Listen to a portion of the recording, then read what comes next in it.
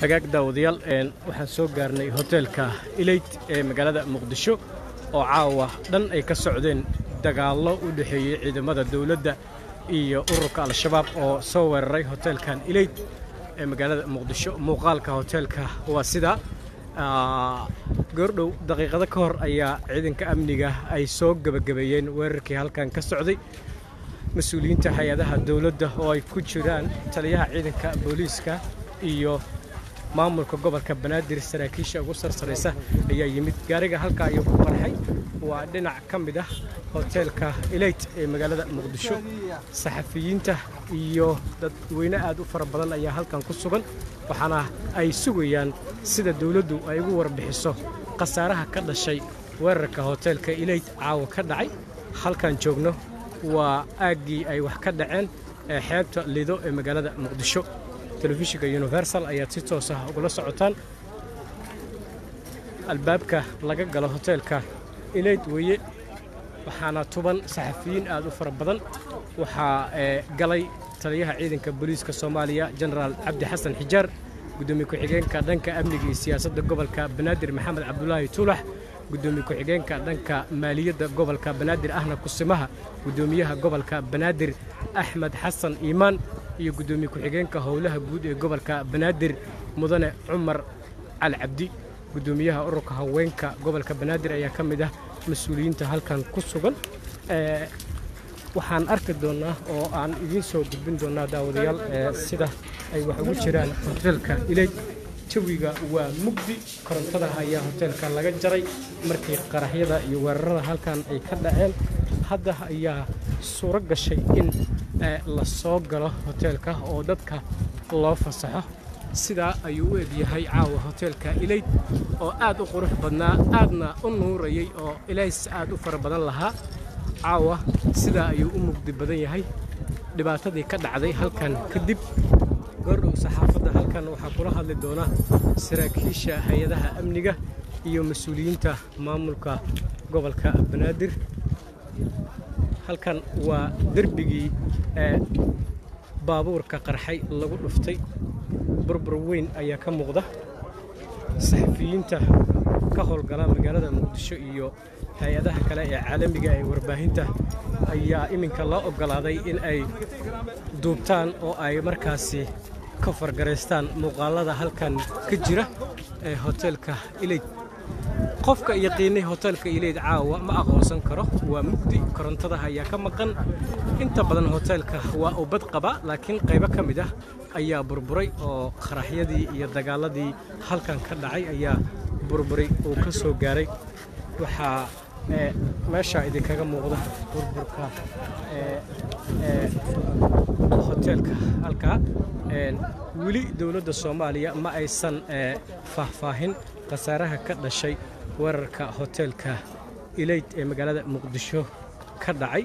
waxaadna goordhow aad daawan doontaan haddii Rabbi idmo sida markaasi dawladdu ay u faahfaahiso khasaaraha ka dhashay weerarkan.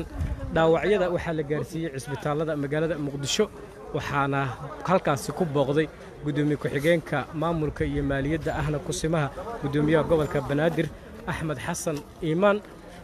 baabuurta qaar ee halkan tiilay burburkooda ayaa idiin muuqda. gaarigaas waa mid ka mid ah baabuurta bilbruufta la yiraahdo ee aan xabadaha karin, laakiin waxyeello ayaa ka soo gaadhay qaraxyadii halkan ka dhacay caawa hoteelka Elite ee magaalada Muqdisho.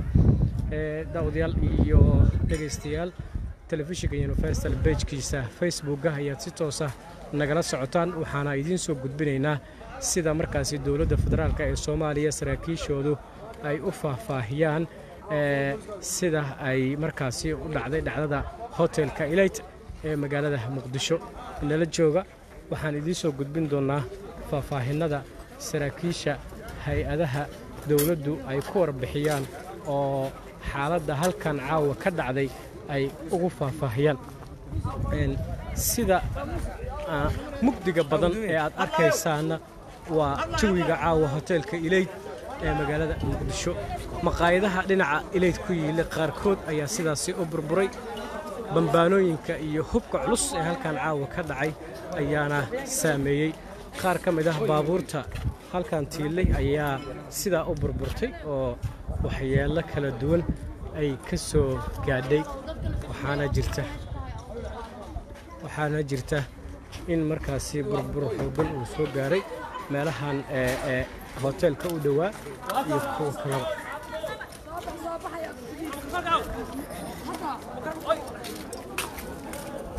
Universal TV ayaad nagala socotaan daawadayaal, waxaan idiin soo gudbinaynaa sida markaasi ay dowladda Soomaaliya goordhow ugu warbixin doonto weerarkan lagu soo gabagabeeyay hoteelka Elite ee magaalada Muqdisho.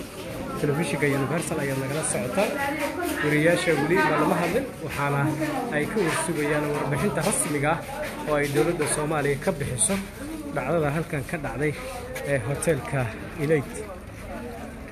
waxaa goordhow saxaafadda la hadli doona afhayeenka booliiska Soomaaliya Kabtan Sadiq Aadan Doodisho oo ka warbixin doona sida ay markaasi wax ugu dhaceen hoteelka Elite. muuqaallo ka mid ah aan hadda aad eeganaysaan ama aad fiirinaysaan waxay tahay burburka ka dhashay hoteelka Elite. rasmiyan waa sidaas hadda idin muuqata, waxaana soo gaaray burbur xooggan oo hoteelka markaasi derbigiisa dhinaca laamiga xeebta leedaxiga uu ka burburay, laakiin inta biyaano ee dabaq uu ka kooban yahay hoteelka aad ayay u badqabaan. magacii hoteelka Elite weli waa dul suran yahay oo waa sidaas ayuu u egyahay. waxaana jirta burbur xoog leh oo soo gaaray gawaarida halkan socotay iyo kuwa barkinka ku jiray oo ay ka mid yihiin baabuurta raaxada iyo bajaajyada halkan dadweynaha u kala daabula oo ay markaasi ay u burbureen. wariyaasha ayaa isku diyaarinaya shir jaraa'id oo afhayeenka booliiska Soomaaliya uu kaga hadlayo dhacdada ka dhacday hoteelka Elite ee magaalada Muqdisho, waxaana ka warbixinaya sida ay wax ugu dhaceen hoteelka. saxafiyiinta iyo afhayeenka booliiska ayaa hadda ku sugan albaabka hore ee hoteelka Elite, waxaana dhici doonta in uu markaasi afhayeenka booliiska uu ka warbixiyo sida ay wax ugu dhaceen. gudoomiye ku-xigeenka amniga iyo siyaasadda gobolka Banaadir Maxamed Cabdullaahi Tuulax iyo taliyaha ciidanka booliiska Soomaaliya Generaal Cabdi Xasan Xijaar, gudoomiye ku-xigeenka howlaha guud, gudoomiye ku-xigeenka maamulka maaliyadda ahna kusimaha gudoomiyaha gobolka Banaadir, afhayeenka gobolka Banaadir iyo afhayeenka ciidanka booliiska Soomaaliya ayaa halkan ku sugan. waxay la hadli doonaan saxafiyiinta, waxayna ka warbixin doonaan sida ay wax ugu dhaceen hoteelka Elite 5tii galabnimo ee galabta ilaa oo hadda saacadda ay cagacagaynayso 11:10 ee East Africa, saacadda bariga Afrika. marka afhayeenka ciidanka booliiska Soomaaliya Gaashaale Sadiq Aadan Doodisho ayaa waxa uu ka warbixinayaa sida ay wax ugu dhaceen hoteelka Elite iyadoona markaasi ay jiraan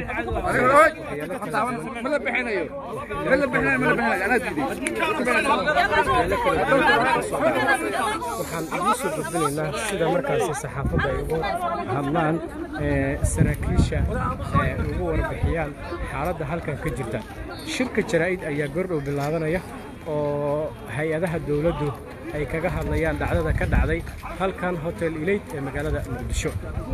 waxaad la socotaan telefishinka Universal magaalada Muqdisho, waxaan ahay Cabdicasiis Okay oo warbixintan si toos ah idinkaga soo tabinaya banaanka hore ee hoteelka Elite.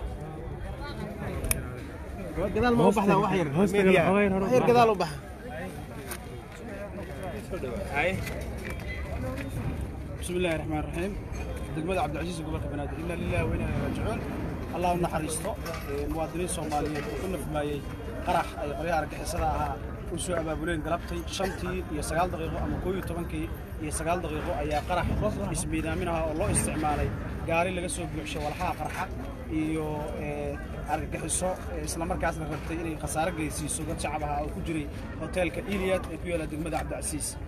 qaraxa markuu u dhacay argagixisadu gudaha ayay u galeen hoteelka, waxaa meesha ku dhintay khasaare dhimasho ayuu qaraxu keenay oo gaaraysa 16 qof, 12 qof oo shacab ah iyo 5 ka mid ah naftahalagayaasha ugu talagalay inay naftooda iyo nafta shacabka Soomaaliyeed ku kumaadaan. sidaas oo kale waxaa meesha ka dhacay dhaawac gaarsiiyey ilaa 13 qofood oo goobta ka agdhowaa. dadkaas dhaawaca iyo dhimashadu waxay isugu jiraan shaqaalihii hoteelka iyo dad shacab ah oo goobta ka agmarayay iyo argagixisadii iyagu soo abaabulay qaraxa inuu meesha khasaarahaas ka gaarsiiyaan. saas oo kaleeto waxaa jira burbur hantiyeed oo soo gaaray hoteelka iyo gawaaridii dadka shacabka ah oo jidka ka agdhowaa agaarka marayay. howlgalka oo xoogaa yar dheeraaday wuxuu soo gaaray ilaa 10kii fiidnimo. sababta uu nolol dheeraadana waxay ahayd in aan yarayno isla markaana aan ka taxadarno inuusan khasaaruhu intaasii dhaafin oo khasaaro badan meesha uusan keenin. hoteelku wuxuu ahaa hotel dad shacab ay isugu yimaadaan oo loo soo shaah tago. marka ujeedka argagixisaduna kaliya wuxuu ahaa inay khasaaraha ummadda kordhiyaan. waxaa hoteelka laga badbaadiyey dadweyne gaaraya ilaa 300 oo qof oo isugu jira dad shacab ahaa iyo shaqaale dawladeed oo hotel ku sugnaa. aad u mahadsantihiin. assalaamu calaykum waraxmatullaahi wabarakaatuh. afhayeenka booliiska Soomaaliya Gaashaale Sadiiq Aadan Doodisho ayuu kaasi ahaa oo ka hadlayay sida ay wax ugu dhaceen hoteelka Elite ee magaalada Muqdisho oo 5 saac kadib la soo gabagabeeyay weerarkii ururka al-shabaab caawa ay ku soo qaadeen halkan hoteelka Elite ee magaalada Muqdisho. si la mid ah saxafiyiinta waxaa halkan kula hadli doona gudoomiye ku-xigeenka dhanka amniga iyo siyaasadda gobolka Banaadir Maxamed Cabdulaahi Tuulax oo markaasi ka mid ah mas'uuliyiinta gobolka Banaadir. waxaa halkan ku sugan Axmed Xasan Iimaan kusimaha gudoomiyaha gobolka Banaadir ahna gudoomiyaha maamulka maaliyadda. sida wanaagka booliisku sheegay galabta halka 5 daqiiqo waxaa argagixisadu kusoo qaaday hoteelkan dad Soomaaliyeed oo ganacsato ah oo jecel dalkooda inay horumariyaan ay halkan ka dhisteen weerar. sida uu sheegay weerarkaas oo saacadood gudahood ciidanka amniga guud ahaan laamaha amniga isku wada jira iyo booliiskaba waxay si wada jira soo afjareen weerarka halkan soo qaaday. dad badan oo shacab ah oo hoteelkan u yimid inay waqti ku qaataan baa halkan ku jiray oo laga badbaadiyey. aad iyo aad baan rabnaa anagoo ku hadlaya gobol Banaadir ahaan annaga iyo maamulka gobolka inaan uga mahad celino ciidanka sida wanaagsan oo markiiba ay uga jawaabeen gurmadka degdega oo shacabka ay fidiyeen. argagixisadu mar walba waxay isku dayaysaa inay qalbi jabiso shacabka magaaladan degan oo runtii marxalado adag soo maray u soo dhabar adeegay xaalado intaan ka adag. waxaan ognahay muddooyinkii ugu dambeeyey inay yaraayeen weeraro noocan oo kale inay fuliyaan. ciidanku mar walba kuwa intaan ka badanna waa badbaadiyaan. waa ogtihiin muddooyinkii u dambeeyey ma jirin weerar noocan oo kale. runtiina waxaan uga tacsiyanayaa sida hadda noo sheegay dhimashadu waa 13 qof oo ay ku jiraan 5 qof oo ka mid ah yihiin nimankii weerarka soo qaaday argagixisada ahaa iyo dhaawac 13 ah oo shacab ah. dhaawacyadana runtii isbitaaladan ku booqannay oo maamulka gobolka Banaadir booqday. wixii aan la qaban karno gurmad ah diyaar u nahay inaan la sameeyno. laakiin hal mid aan ka baran karnaa waxay tahay cadowga inuusan wax naxariis ah u hayn dadka magaaladan degan ayaguna ay u diyaar garoobaan sidii mar walba dhici jirtay inay isdifaacaan. annagu hadda waxaan ku jirnaa waxay tahay waa isdifaac. mar waa dhacaysa oo nalaga soo hoos baxo oo laamaha amniga iyo ayagoo dadaal ku jira ay mar wax ka soo hoos baxaan. laakiin sida ogtihiin qaraxyadan waxay ahaan jireen mid routine bil gudaheeda waxaa dhici jirta 5 qarax oo noocaan 5 meel oo la mid ah la weerari jiray. marka hadda annagu waxaan ku jirnaa dadaal. ciidanka booliiska iyo laamaha amnigana waxaan uga mahad celinayaa intii uga dhimatay ayaga laftirkooda dagaal ay ku jireen waa uga tacsiyeenaya. guud ahaan shacabka magaaladan deganna waa uga tacsiyeenaya. gaar ahaan ganacsatadii hoteelkan lahayd oo sida quruxda badan u maalgashatayna waxaan u soo jeedinaynaa inaysan ka niyad jabin niyaddii ay dalkooda u hayeen. waa mahadsantahay. gudoomiye ku-xigeenka amniga iyo siyaasadda ayuu ahaa Maxamed Cabdulaahi Tuulax kusimaha gudoomiyaha gobolka ahna gudoomiyaha maamulka maaliyadda Axmed Xasan Iimaan ayaa hadlaya. ilaahay ha naxariisto dadkii ku shaqeeyay halkan oo sida gardarrada loo sida warbixinta ku dhegeysateen waxaa meeshaan ku shaqeeyay 12 qofood oo Soomaaliyeed iyo 5 ka mid ah kooxdii argagixisada ee weerarka soo qaaday. argagixisadu mar walba waxay isku dayaan inay si doqonnimo u gaadaan dadka shacabka ah. dadka dhibaatadu gaartay intooda badan ay dad shacab ah oo waxba galabsan oo halkan ku asriyeynayay. laakiin argagixisadu mar walba waxay ka fikiraan ama ay maskaxda ku hayaan dhibaatayadan shacabka Soomaaliyeed oo dhibaato iyo qaraxyo iyo balaayo kala soo daaleen laakiin taas ma nidjibinayso shacabkana ku nidjibin doona waxaad ogtiin meelo badan ay qarxiyeen meel walba ay qarxiyeen sidii si ka qurux badan loo dhisay tanna waxaan rajaynayaa in sidii naqad doonto hal ismo yakay shacabkuna ay saarki doonaan intaa kadib sidii heedaha u sheegeen waxay dadaal dheer u galeen oo ay badbaadiyaan shacabka waxay ka soo badbaadiyeen shacab fara badan oo halkan joogay oo isugu jiray bulshada qaybadeeda kala duwan carruur yaryar dhalinyaro iyo dhammaan qaybaha kala duwan ee bulshada waxaan rabaa inaan u mahad celiyo ciidamada amniga oo mar walba u taagan inay badbaadinta shacabka kana hortagaan kooxdan caadaysatay inay burburiyaan dhismayaasha qurxoon ee amniyadda shacabka intaa kadib innaga maamul ahaan waxaan ku baaqaynaa shacabkana ku baaqaynaa inaysan niyad jebin annaguna ku niyad jebi doonna haddii alla idmo waxaan si u soo jeedinaynaa in layska kaashado amniga oo lala shaqeeyo hay'adaha amniga kooxdan waa aragtiin inna taargid uma ahan waxaa taargid u ah shacabka Soomaaliyeed dhammaantood hantida iyo wax walba oo hay'adan lagu faano ayay rabaan inay jejebiyaan waa shayaadiin caadaysatay inay